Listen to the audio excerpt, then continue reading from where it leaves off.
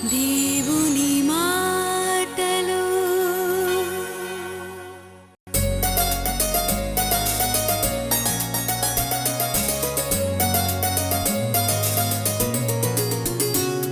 నిరాశలను తొలగించి జీవపు మాటలు. ఎంత ఎత్తు, ఎంత లావు, ఎంత పర్సనాలిటీ ఉన్న భర్తను కట్టుకున్నా నో గ్యారంటీ. ఎప్పుడు చిరకాలం నీతో ఉంటాడని ఏం గ్యారంటీ ఉందండి? దేవుడు పిలుచుకుంటూ వెళ్ళిపోతాడు కదా. కానీ యుగ సమాప్తి వరకు సదాకాలము నీకు తోడుగా ఉన్నవాడు ఎవరు? యేసు ప్రభు. దేవునికి స్తోత్రం. చప్పట్లతో దేవుని స్తుతిద్దాం. ఆయన ఎల్లకాలం నీతో ఉంటాడు, ఎల్లకాలం ఉంటాడు. కొందరికి మరి యవన బిడ్డలకు జతల కొరకు ప్రార్థించినప్పుడు ఈ వాగ్దానం ఇక్కడే ఉంది. 68వ కీర్తన 6వ వచనం. దేవుడు ఏకాంగులను సంసారులుగా చేస్తాడు. ఒకవేళ నీకు మరి వివాహ జీవితం కావాలని ఒక యవనస్తురాలుగా నువ్వు కోరితే ఈ వాగ్దానం ఎత్తిపట్టాలి, ప్రార్థన చేయాలి, దేవుడు సహాయం చేస్తాడు. కొందరు స్త్రీలు భర్తలు మారడం లేదమ్మా. ఒక స్త్రీ ఈరోజు నాతో చెప్పిందమ్మా, భయంకరమైన త్రాగుడు. క్రైస్తవ స్త్రీ ఏం చేయాలి? విశ్వాసురాలు ఏం చేయాలి? ఒక బాధ్యత గల ఒక దేవుని బిడ్డ ఎలా ఉండాలి? అటువంటి భర్త నీకు దొరకలేదు. భర్త సరిగ్గా లేడంటే ఏం చేయాలి? నువ్వేమో విశ్వాసురాలు, నీకు ఫుల్ దేవునిలో మరి శక్తి, బలము, ఆనందం అంతుంది, కానీ భర్త మారలేదు. ఏం చేస్తావు? లోకస్తుల్లాగా ఉరి పెట్టుకొని చేస్తావా? కాదు. యేసుప్రభు ఈ లోకానికి వచ్చినాడు జీవము, సమృద్ధి అయిన జీవం ఇవ్వడానికే ఈ లోకానికి వచ్చినాడు. హల్లెలూయా. గట్టిగా చెప్దాం హల్లెలూయా. భర్త కొరకు ప్రార్థించు. ఉదయకాలం మనం చూసినాం కదా, నీ సత్ప్రవర్తన చేత వాక్యము లేకుండానే భర్తలు కూడా దేవుని మార్గానికి రాబట్టవచ్చునని పరిశుద్ధ గ్రంథం సెలవిస్తుంది. సత్యము నిత్యం, ఎన్నటికీ శాశ్వతమైంది. గతించని దేవుని మాటల్లో నువ్వు ఆశ్రయించాలి, ప్రార్థన చేయాలి. బండను కూడా ఆయన నీటి మడుగ్గా చేయగలడని వాగ్దానం మీకు ఇస్తున్నాను. ఎందుకంటే దేవునికి సమస్తము సాధ్యమే. ఒకసారి గట్టిగా పలకండి ఆ మాట. దేవునికి సమస్తము సాధ్యం. నేను చెప్పాను కదా, ఇది ప్రాక్టికల్ క్లాస్ అని. థియరీ అయిపోయింది 2 క్లాసులు, ఇప్పుడు ప్రాక్టికల్ తీసుకుంటున్నాను. 114వ కీర్తన 8వ వచనంలో ఉంది. 114:8 వాగ్దానం. అట్టి స్త్రీలు ఈ వాగ్దానం ఎత్తిపట్టి ప్రార్థన చేసుకోండి. ఆయన బండను నీటి మడుగ్గాను, చెకుముకి రాతి బండను నీటి ఊటలుగాను చేయవాడు. చప్పట్లు కొట్టి ఒకసారి దేవుని స్తుతిద్దాం. హల్లెలూయా. బండతోటి ఏం ప్రయోజనం అండి? కానీ ఇశ్రాయేలు ప్రజలు త్రాగడానికి నీళ్లు ఎక్కడి నుండి వచ్చిందండి? బండ నుండి వచ్చింది. బండను దేవుడు వాడుకుంటాడా? ఈడొక బండ అండి అంటారు, కానీ ఆ బండతో మాట్లాడు, ఆ బండ నీకు నీళ్లను ఇస్తుంది. దేవునికి స్తోత్రం. ఆ బండను మాట్లాడమన్నాడు. మోషే హడావుడితో 2 సార్లు కొట్టినాడు, కానీ కొట్టే పనే లేకుండే, మాట్లాడితే కూడా వచ్చేది. కానీ బండ నుండి నీళ్ళని ఇస్తాడు. ఒక మోటు భర్తతో కాపురం చేస్తున్నావా? మరి భర్తలు మారు మనసు కొరకు మనం ఏం చేయాలి? ప్రార్థన చేయాలి, ప్రార్థన చేయాలి. సౌలును పౌలుగా మార్చలేదా? మార్చిండా లేదా? సౌలు సంఘాన్ని హింసించి పీడించి క్రైస్తవులను, స్త్రీ అనక పురుష అనక వారి వెంట్రుకలు పట్టి లాగుతూ వారిని హింసించిన వాడు. గుర్రం మీద ఎక్కి వెళ్తున్నాడు క్రైస్తవులను చంపివేయడానికి. అధికార పత్రం తీసుకున్నాడు, పెద్దల దగ్గర నుండి వెళ్తున్నాడు, సంఘాన్ని పాడు చేయాలని వెళ్తున్నాడు. కానీ దైవ దర్శనం కలిగింది. గుర్రం మీద నుండి పడిపోయినాడు, కన్నులు పొరగప్పిపోయిందట. 3 దినాలు ఆహారం పానీయం లేదట. దేవుడు దర్శిస్తే మానవుడు ఎలా ఉంటాడండి? హల్లెలూయా. గట్టిగా చెప్పండి. ఒక్క దేవాన భర్తకు నీ దర్శనము దయచేయి, దర్శనం దయచేయి. దేవుడు తప్పకుండా నీ ప్రార్థనలకు నిలబడతాడు. God will intervene. ఒక దెబ్బ కొట్టాన చక్కని మార్గంలో తేగలడు. మొండి భర్తలతో ఎలా కాపురం చేయాలని అనుకుంటున్నారా? ప్రార్థన చేయండి, ప్రార్థన చేయండి, ప్రార్థన చేయండి. ఒక పాట ఉంది కదా, యుద్ధము యెహోవాదే, యుద్ధము యెహోవాదే, యుద్ధము యెహోవాదే, యుద్ధము యెహోవాదే. రాజులు మనకెవ్వరు లేరు, శూరులు మనకెవ్వరు లేరు, రాజులు మనకెవ్వరు లేరు, శూరులు మనకెవ్వరు లేరు. సైన్యములకు అధిపతి అయినా యెహోవా మన అండ, సైన్యములకు అధిపతి అయినా యెహోవా మన అండ. యుద్ధము యెహోవాదే, యుద్ధము యెహోవాదే, యుద్ధము యెహోవాదే, యుద్ధము యెహోవా. యుద్ధం యెహోవాది, ఆయన చూసుకుంటాడు. నీ పని ప్రార్థన చేయడం అంతే. ప్రే అండ్ లీవ్ ఇట్, పెద్ద సూత్రం అది. You pray and leave the matter to God. ప్రార్థన చేయి, ప్రార్థన చేయి, సహనము ఓర్పుతో నీ కుటుంబాన్ని కాపాడుకో. దేవుడు నీ శ్రమను చూస్తున్నాడు, నీ పరిచర్యను చూస్తున్నాడు, నీ యొక్క సహనాన్ని చూస్తున్నాడు, నీ ప్రేమను చూస్తున్నాడు, నీ త్యాగాన్ని చూస్తున్నాడు. ఆయన చూచున్న దేవుడు సకాలంలో నీకు కార్యము నెరవేరుస్తాడు. ఆశను కోల్పోదు. నీతిమంతులు ఆశను ఎప్పుడు కూడా కోల్పోదు. ఆశీర్వాదానికి పదం ఆశ నుండే ఉద్భవిస్తుందట. Asha is the root word for aashirvadam. దేవా నన్ను ఆశీర్వదించు, నా భర్తను మార్చు, నా పిల్లలను దీవించు. తప్పకుండా ఇవన్నీ కూడా నెరవేరడము నీవు కన్నులారా చూస్తావు. కొంతమంది మరి స్త్రీలు ఆర్థిక ఇబ్బందులతో బాధపడుతున్నారు. కుటుంబంలో డబ్బులు సరిపోవడం లేదు. ఇవన్నీ ప్రాక్టికల్స్ నేను చెప్పేది, మళ్ళీ చెప్తున్నాను. డబ్బులు సరిపోవడం లేదు, తెచ్చిన జీతం సరిపోవడం లేదు, ఎటు సరిపో 2-3 కార్యాలకు ఇంకా మిగిలేదు ఏమీ లేదు. హౌస్ రెంట్ కట్టి పిల్లల ఫీజు కట్టగానే రేషన్ తేవడానికి సరిపోవడం లేదు. మరి డాక్టర్ దగ్గర పోవడానికి డబ్బులు లేవు. ఎలా ఈ నెలంతా ఎలా గడవాలి? పెంట కుప్పల మీద నుండి దీనులను ఆయన పైకి లేవనెత్తగలడు. దేవునికి స్తోత్రం. యెహోవా ఆశీర్వాదం నీకు ఐశ్వర్యం ఇస్తుంది. నరుల కష్టం చేత ఆశీర్వాదం ఎక్కువ కాదంట. కొంతమంది స్త్రీలు ఏం చేస్తారు, భర్తలు ప్రేరేపిస్తారు, పో తీసుకుని ఆ డబ్బులు ఏడికెళ్ళిపోతే తీస్తాడు ఆయన పాపం. లంచగొండితనం ప్రేరేపిస్తారు. చూడు పక్కనోడు ఎంత లంచం ముచ్చుకున్నాడు, నువ్వేం చేస్తున్నావు, మొద్దు శుద్ధ మొద్దు అని అంటారు. భర్తలను తిడుతూ ఉంటారు. అది విశ్వాసి అయిన స్త్రీకి తగని పని. నువ్వు ఉన్న కొంచెమే ప్రార్థనతో, దైవ భయంతో, పరిశుద్ధతో ఉంటే 5 రొట్టెలు 2 చేపలు విస్తారంగా దేవుడు పంచలేదా? అంతమందికి ఆహారంగా మారింది కదా. కనుక నీ కుటుంబాన్ని ఆశీర్వదిస్తాడు. అది కొంచెమే దేవుడు పెంచుతాడు. కోర్టు కేసులు, పోలీస్ కేసులు, హాస్పిటల్ బిల్స్ ఏం లేకుండా చేసేస్తాడు అంతే. సంతోషం, సమాధానం. దేవునికి స్తోత్రం. దేవుడిని పిల్లలను కూడా పై స్థానానికి తీసుకొని రాగలడు. Have faith in God. మీ హృదయములు కలవరపడనీయకుడి, దేవుని యందు విశ్వాసముంచుడి. చప్పట్లు కొట్టి దేవుని స్తుతిద్దాం. Hallelujah. Let not your hearts be troubled. పేరుకేమో విశ్వాసి, నొసటి మీద అంతా కుచ్చులు, మూతంతా ముడుచుకొని, పేరేంటి విశ్వాసి. విశ్వాసి అని పేరు, మరి విశ్వాసమే లేదు కదా. ఫుల్ ఫెయిత్ ఉండాలి అంతే. నిండు విశ్వాసం, నిండు కుండ తొణకదు. అలాగే నిండుగా ఉండాలి విశ్వాసం. దేవుడున్నాడు నాకు, నా పక్షమందు దేవుడున్నాడు, నాకు సహాయకర్త, నన్ను భయపడొద్దన్నాడు, నాకు తోడుగా ఉంటానన్నాడు, నా ముందు నడుస్తానన్నాడు, నేను నిన్ను చేయి విడవనన్నాడు, నిన్ను వదలనన్నాడు, విడవనన్నాడు, నిన్ను నాశనము చేయనన్నాడు. చప్పట్లు కొట్టి దేవుని స్తుతిద్దాం. హల్లెలూయా. మరి ఇస్సాకును దేవుడు ఎంత చక్కగా దీవించినాడు ఒకసారి మీకు చూపెడతాను. ఆదికాండం 26. ఆర్థిక ఇబ్బందులు, రుణ బాధలు ఉండేవారు ఈ వాక్య భాగం మీద చేతులుంచి ప్రార్థన చేసి ఆశీర్వాదాన్ని విశ్వాసం ద్వారా పొందుకోవాలని మీకు ఆత్మ ప్రేరణ ద్వారా చెప్తున్నాను. ఆదికాండం 26, 12 నుండి 14.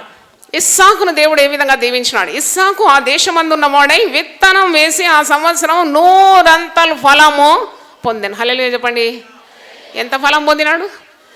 100 ఫలం పొందినాడు. యెహోవా అతన్ని ఆశీర్వదించిన గనుక ఆ మనుష్యుడు గొప్పవాడాయన్. అతడు మిక్కిలి గొప్పవాడకు వరకు క్రమక్రమంగా అభివృద్ధి పొందుచు వచ్చాను. అతనికి గొర్రెలాస్తియు గొడ్లాస్తియు దాసులు గొప్ప సమూహం కలిగినందున ఫిలిష్తీయులు అతని యందు అసూయ పడారు. ఎంత ఆస్తిపరుడైపోయినాడంటే, గొప్పవాడు ఎలాగైనాడంటే యెహోవా అతనికి తోడై ఉండెను గనుక ఆ మనుషుడు మిక్కిలి గొప్పవాడాయను. దేవుడు నీకు తోడుంటే నీకు గొప్పతనం వచ్చేస్తుంది. నువ్వు విత్తనం వేసి 100 ఫలం తప్పకుండా పొందుకుంటావు. అంటే దైవ ఆశీర్వాదం మన జీవితంలో కలుగుతుంది. దేవునికి స్తోత్రం. మరి దేవుడు మనతో మాట్లాడుతున్నాడు. మనుషులకు అసాధ్యమైనవి దేవుడు సాధ్యపరుస్తాడు. ఒక ఉద్యోగం కొరకు వెతుకుతున్నావు, దొరకడం లేదు. అయ్యో నా భవిష్యత్ ఏమైంది, నా పయనమేటు, నా దారేటు. ప్రార్థన చేయి మోకాళ్ళుండి. నీ హృదయాన్ని దేవుని సన్నిధిలో కుమ్మరించు. ఇత్తడి తలుపులను పగలగొడతాడు, ఇనుప గడియలను విడగొడతాడు. ప్రాకారములు పడగొట్టువాడు నీకంటే ముందుగా వెళుతాడు. నీకంటే ముందుకు వెళ్ళి నీ త్రోవను సరళం చేస్తాడు. దేవునికి స్తోత్రం. హల్లెలూయా. మీకు ఎన్ని వాగ్దానాలు కావాలి? స్టాల్లో మీకు 1000 వాగ్దానాల పుస్తకం తీసుకొచ్చాను. మీరు దేవుని సన్నిధిలో కూర్చున్నప్పుడు ఆ వాగ్దానాలన్నీ నమ్మాలి. చేతులెత్తి ఆమేన్ ప్రభు అనాలి. 1000 నామముల పుస్తకం ఉంది. దేవానికి స్తోత్రం అంటే దేవుని గుణాలు, అట్రిబ్యూట్స్ ఆఫ్ గాడ్, అది కూడా తీసుకోండి. అలాగే దేవుని ఆదేశాలు ఉంది. చిత్తం ప్రభువా అంటే నీ విధేయత దేవునికి చూపెడుతున్నావు. ఇలాగ దేవుని సన్నిధి నువ్వు అనుభవించాలి. దేవుని సన్నిధిలో అన్నీ కూడా కరిగిపోతుందని కీర్తనలు 97వ కీర్తన 5వ వచనంలో చూడండి. సామ్స్ 97:5 యెహోవా సన్నిధిని, సర్వలోకనాథుని సన్నిధిని పర్వతములు మైనము వలె కరిగిపోచున్నది. దేవుని సన్నిధి కావాలి. నేను ఎప్పుడు అడుగుతా, దేవా నాకు నీ సన్నిధిలో గంటల తరబడి కూర్చోడానికి నాకు సహాయం దయచే ప్రభువా.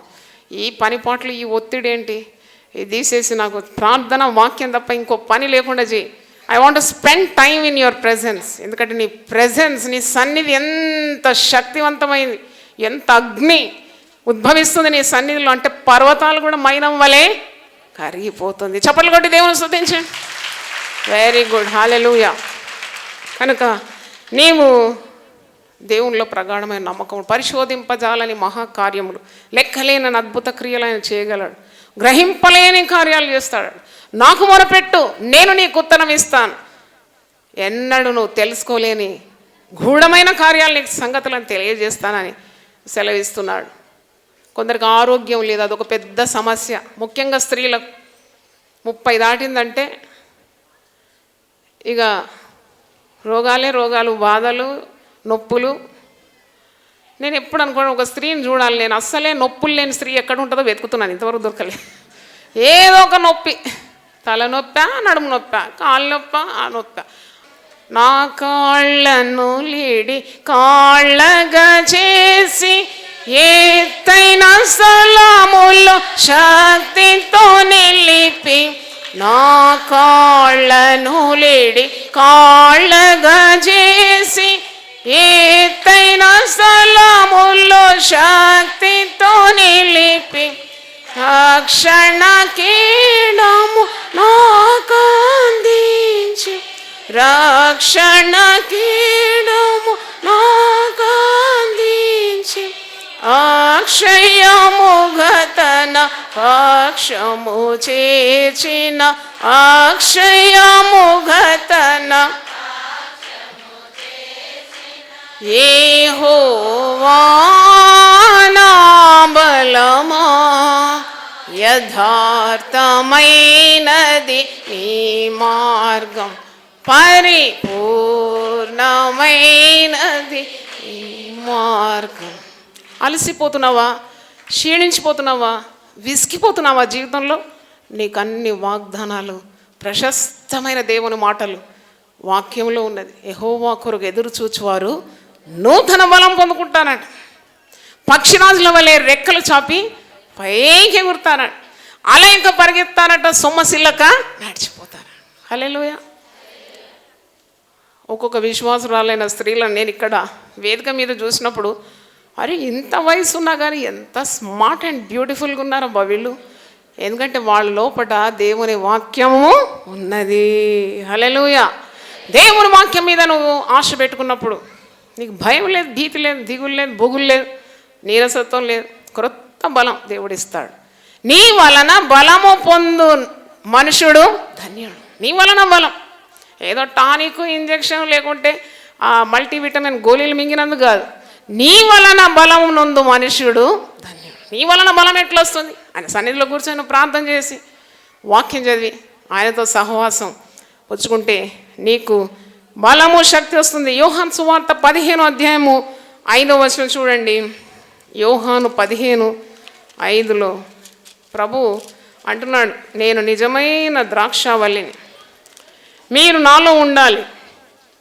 యోహాను 15:5 ఎవడు నా యందు నిలిచి ఉండునో, నేను ఎవని యందు నిలిచి ఉండునో వాడు బహుగా ఫలించును. నాకు వేరుగా ఉండి మీరేమీ చేయలేము, ఏం చేయలేము. అంటే ఎండిపోతాం, మనం నీరసించిపోతాం. ఎందుకంటే సారం ఆయన దగ్గర నుండి రావాలి, ఆయనలో మనం ఉండాలి, ఆయన యందు నిలిచి ఉండాలి. అప్పుడే మనం బహుగా ఫలించగలం. మరి అనారోగ్యత సంభవించినప్పుడు వాగ్దానాలు ఎత్తిపట్టి ప్రార్థన చేయాలి. ఎంతమంది చెప్పుకుంటారు బాగలేదంటే విసిగిపోతారు. నేను ఇంటి వారే విసుక్కుంటారు. ఇప్పుడైతే ఇంకో కొత్త న్యూస్ మీకు చెప్తున్నాను. చాలా జాగ్రత్తగా బ్రతకండి స్త్రీలు. దినదినం దేవునితో బంధం పెరిగిపోవాలి. బంధం ప్రగాఢంగా, చాలా శక్తివంతమైన బంధం దేవునితో లేకుంటే చాలా ప్రమాదమే. పిల్లలు అంటున్నారు, పెంచుతున్నారు, పెద్దగా అవుతున్నారు, కానీ ఏ పిల్లలు చూస్తున్నారని తల్లిదండ్రులను? నీ ముసలితనంలో వారికి భారం అయిపోతున్నావు, మర్చిపోకు. ఎంత లాళనతో పెంచినావో, గోరు ముద్దలు నిలబెట్టి ఎన్నెన్ని ఆశలతో పెంచినావు, చందమామను చూపెట్టుకొని కడుపు నింపినావు, ఎన్నెన్ని పాటలు పాడినావు, లాలి పాటలు. లాభం లేదు. చెట్టెత్తు పెంచినావు కానీ వారిని ఆ పరిస్థితిని గమనించడం లేదు. నీ నొప్పులు, నువ్వు బాధలు, నీ అనారోగ్యత నీవే భరించాల్సి వస్తుంది. కానీ నేనేమంటున్నాను, దేవుని సేవకురాలు నువ్వు భయపడే అవసరము లేదు. దేవునికి స్తోత్రం, హల్లెలూయా. నిన్ను స్వస్థపరచు యెహోవాను నేనే అన్నాడు. ఆయన పొందిన దెబ్బల చేత నీకు స్వస్థత, ఆయన కార్చిన రక్తం ద్వారా నీకు విడుదల ఉంది. ఈరోజు ఒక మంచి వాక్యం చదివి చాలా ఆనందించినాను, అది మీకు కూడా చెప్తాను. రోమీయులకు రాసిన పత్రిక, నేను ఇంకొద్దిసేపట్లో ముగిస్తాను. రోమీయులకు రాసిన పత్రిక 8వ అధ్యాయము 11వ వచనము మీరు ధ్యానపూర్వకంగా చదవండి, ఎంత శక్తి మీకు లభిస్తుంది. రోమన్స్ 8:11 మృతులలో నుండి యేసును లేపిన వాని ఆత్మ మీలో నివసించిన ఎడల, మృతులలో నుండి క్రీస్తు యేసును లేపిన వాడు చావునకు లోనైన మీ శరీరంలో కూడా మీలో నివసించిన తన ఆత్మ ద్వారా జీవింపజేయును. హల్లెలూయా. ఎంత అర్థమైందో నాకు తెలియదు, కానీ హల్లెలూయా అయితే చెప్పండి. దేవుని స్తోత్రం. ఆయన్నే అర్థం చేస్తాడు మీకు. అంటే పునరుద్ధాన మహిమ ఇక్కడ ఇంత చక్కగా వివరించినాడు. యేసునందు విశ్వాసం ఉంచితే, యేసు యొక్క పునరుద్ధాన బలములో నువ్వు ఆశ్రయిస్తే, అట్టి పునరుత్థాన శక్తి నీలో ఉన్న జీవాన్ని బలపరుస్తుందని, మృతతుల్యమైన దేహమైన నీలో ఆత్మ నిన్ను జీవింపజేస్తుంది. అందుకే నరుని ఆత్మ వాని వ్యాధిని ఓర్చుతుందట. ఎన్నెన్ని పెద్ద పెద్ద రోగాలతో భక్తులు ఉంటారు, కానీ అవి ఏం ప్రభావం ప్రతాపం చూపెట్టలేదు వారి మీద. వాళ్ళలో జీవింపజేయు ఆత్మ ఉన్నది. దేవునికి స్తోత్రం, హల్లెలూయా. కనుక వ్యాధి, బాధ, రోగములు ఇవన్నీ వచ్చినా నువ్వు భయపడే అవసరం లేదు. దేవుడు స్వస్థపరుస్తాడండి, నమ్మాలి అంతే. నమ్మితే సొమ్ము, నమ్మకుంటే దుమ్ము అంటారు. నమ్మాలి అంతే. వాగ్దానాలన్నీ కూడా వారసత్వంగా పొందుకోవాలి. మన పితరులు దేవుని యందు నమ్మినారు, వారు సిగ్గుపరచబడలేదని 22వ కీర్తనలో ఒక మాట ఉంది. పితరులు దేవునిలో నమ్మినారు. ఆయన అబ్రహాము, ఇస్సాకు, యాకోబుల దేవుడై ఉన్నాడు. వారు నమ్మినారు, వారు ఆశ్రయించినారు, వారు విడుదల పొందినారు. 22 కీర్తనలు 22:4వ వచనం, మా పితరులు నీ యందు నమ్మిక ఉంచిరి, వారు నీ యందు నమ్మిక ఉంచగా నీవు వారిని రక్షించితివి. హల్లెలూయా. నమ్మిక ఉంచితే రక్షణ ఉంది. దేవుని నమ్ముకో. భయంతో, దిగులతో నీ జీవితాన్ని గడపకు. నీ పేరు విశ్వాసి, your believer. Don't forget that. దేవునిలో విశ్వాసం ఉండాలి, ప్రార్థనలో ముందుకు సాగాలి, వాక్యము ధ్యానించాలి, వాక్యం నేర్చుకోవాలి, దేవుని బిడ్డల సహవాసంలో ఉండాలి, మరి దేవుని మార్గంలో నడవాలి. అప్పుడు నీకు ఎలాంటి భయము, భీతి అవసరం లేదు. దేవునికి సమస్తము సాధ్యమే. దేవునికి సమస్తము సాధ్యమే. ఆయన తరతరాలకు దేవుడని చివరిగా ఒక వాగ్దానం ఇచ్చి నేను ముగిస్తాను. ఆయన తరతరాలకు దేవుడు. నీ బిడ్డలను మర్చిపోడు, నీకు అన్యాయం చేయడు, నీకు మరి హీనస్థితి రానియడు, నిన్ను సిగ్గుపరచడు, నువ్వు అవమానానికి గురి కాలేవు. ఎక్కడెక్కడ నువ్వు అవమానం పొందినావు అక్కడంతా కూడా నీకు రెట్టింపు ఘనతను దేవుడు ఇస్తాడు. దేవునికి స్తోత్రం. హల్లెలూయా.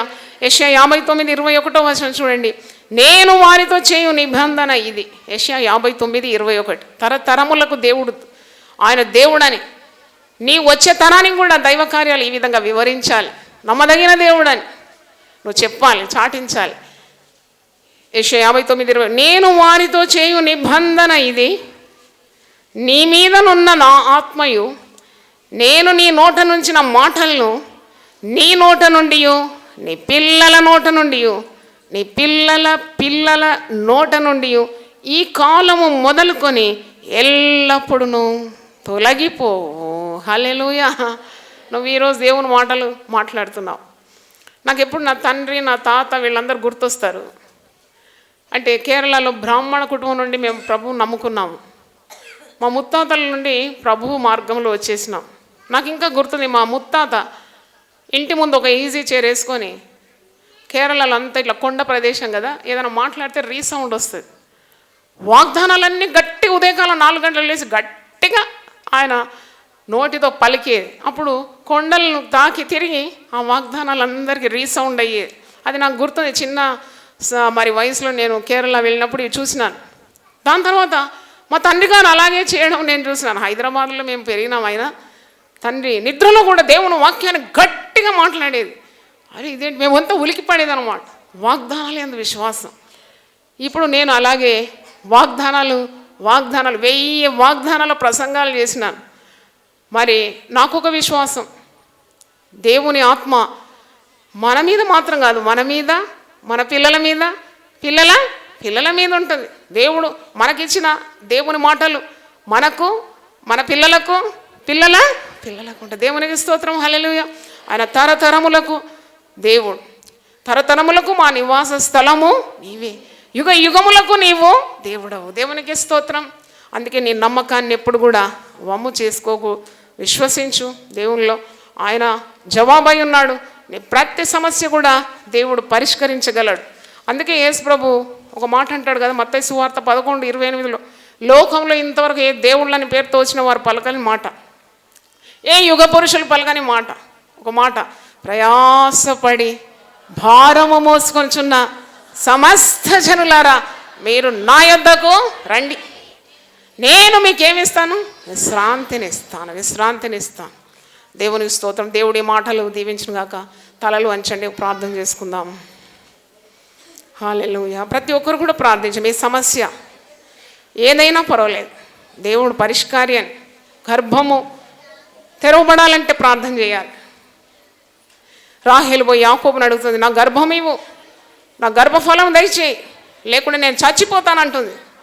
యాకోబు అంటున్నాడు, నీకు గర్భఫలం ఇవ్వడానికి నేను దేవుని స్థానంలో లేను, నువ్వు దేవుణ్ణి అడగాలి.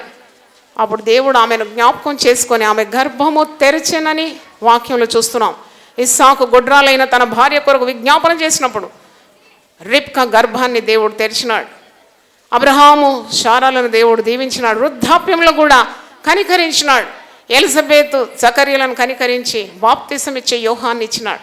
మరియను పరిశుద్ధాత్మతో నింపి లోకానికి రక్షకుడు యేసు ప్రభువుకు తల్లిగా మారిపోయింది. ఎంత అద్భుతం, ఎంత అద్భుతం. హన్న దుఃఖాక్రాంతురాలై ప్రార్థించింది.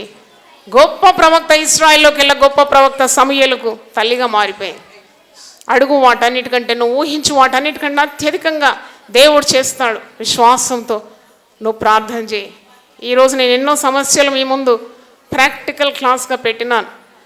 నీకు ఏ సమస్య ఉందో దేవునికి తెలుసు.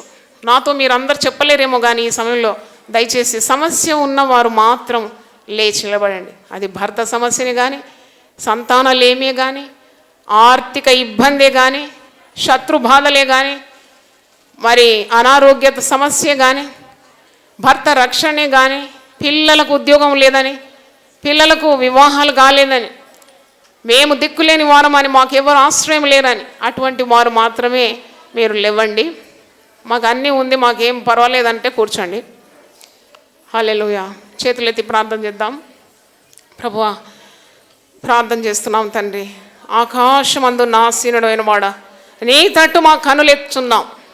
దాసి కన్నులు యజమానురాలి చేతి తట్టు ఎత్తునట్టు ఇదిగోను మాకు సహాయకుడవని మమ్మను కరుణించేంత వరకు మా కన్నులు నీ తట్టు మేము ఎత్తుచున్నాం.